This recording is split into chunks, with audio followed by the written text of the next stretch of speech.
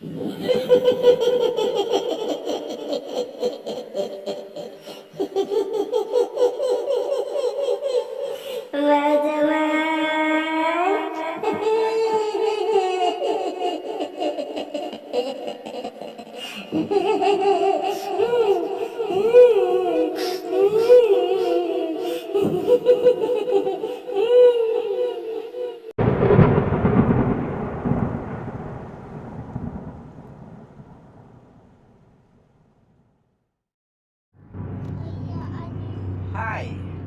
Assalamualaikum. Bertemu lagi kita di dalam kisah-kisah seram. Kisah seram aku kali ini adalah sebuah kisah seram yang berjudul Boneka Maria. Ikuti terus kisah seram yang akan aku kisahkan kepada anda.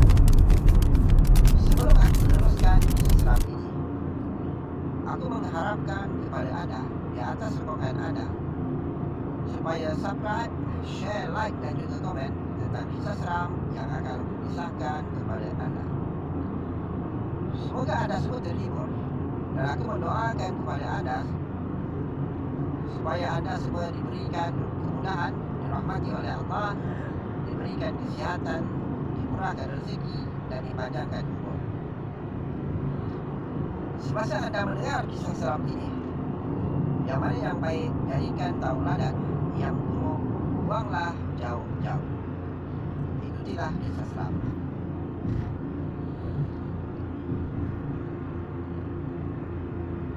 Tak henti gadis kecil itu berlari hingga tak sedar.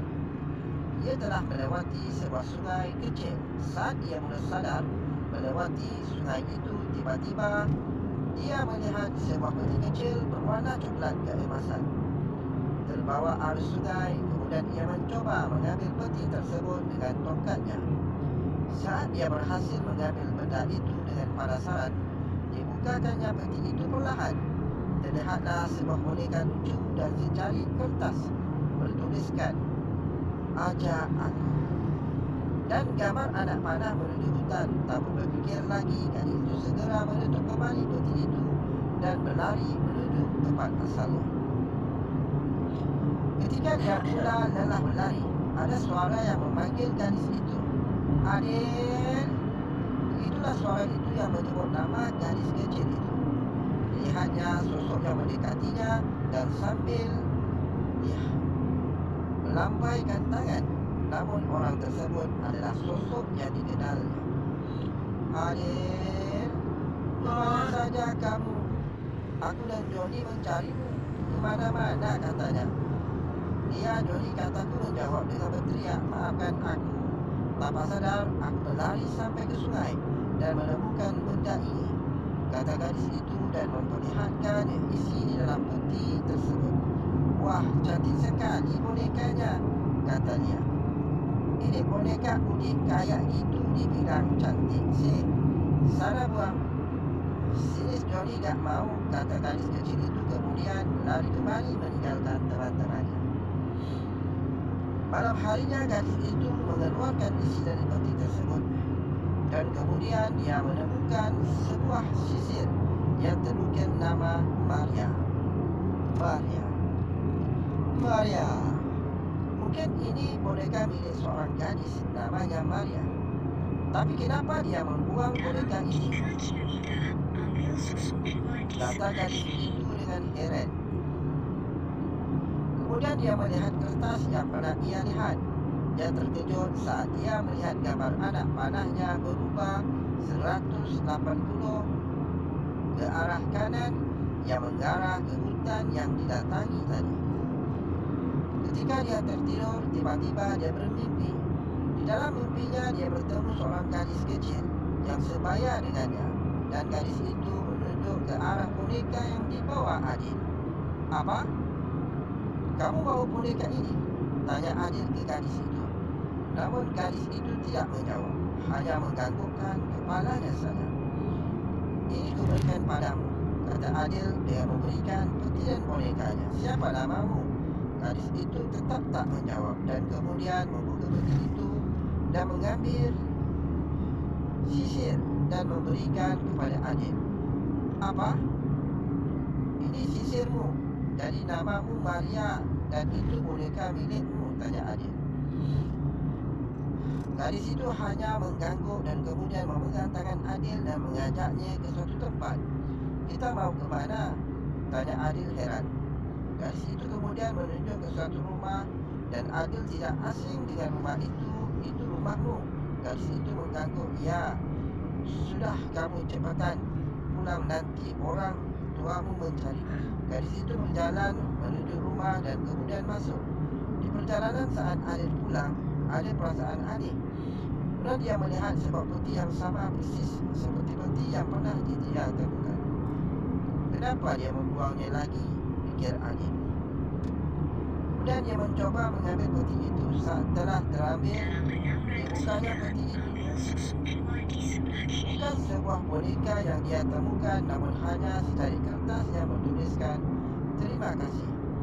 Saat dia membaca tulisan itu, tiba-tiba tulisan itu menjadi tulisan darah yang mengalir terus tanpa henti hingga membasah bajunya, dan di sungai itu juga berubah menjadi darah yang mengalir deras sehingga membuat Adil ketakutan dan menangis.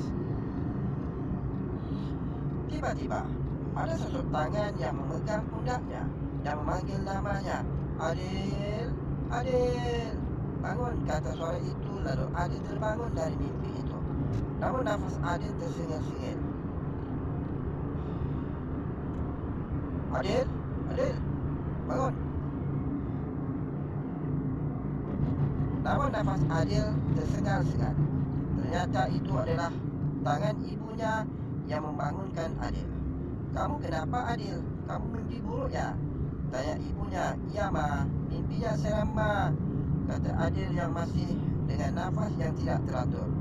Kemudian dia bangun dan lihatnya boneka itu. Namun boneka hilang sepertinya. Dia semakin heran. Nanti ikut ibu ke rumah temanmu, ibu ya. Anak teman ibu ada yang meninggal, kata ibu Adil. Siapa nama anak teman ibu? Tanya Adil di sela-sela nafasnya yang belum teratur. Maria, jawab ibu. Apa? Maria, Bu?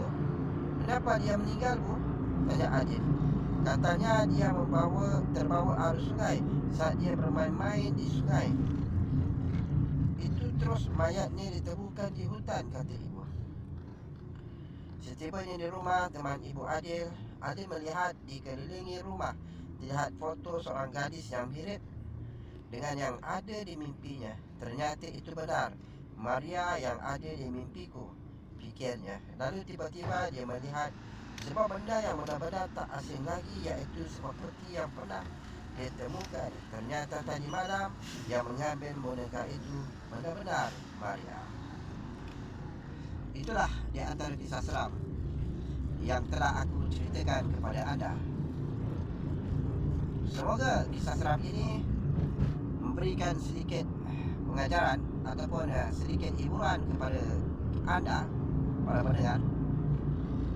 Semoga di dalam cerita ini ada kisah-kisah yang memberikan manfaat, ilmu pengetahuan dan juga pengalaman seseorang.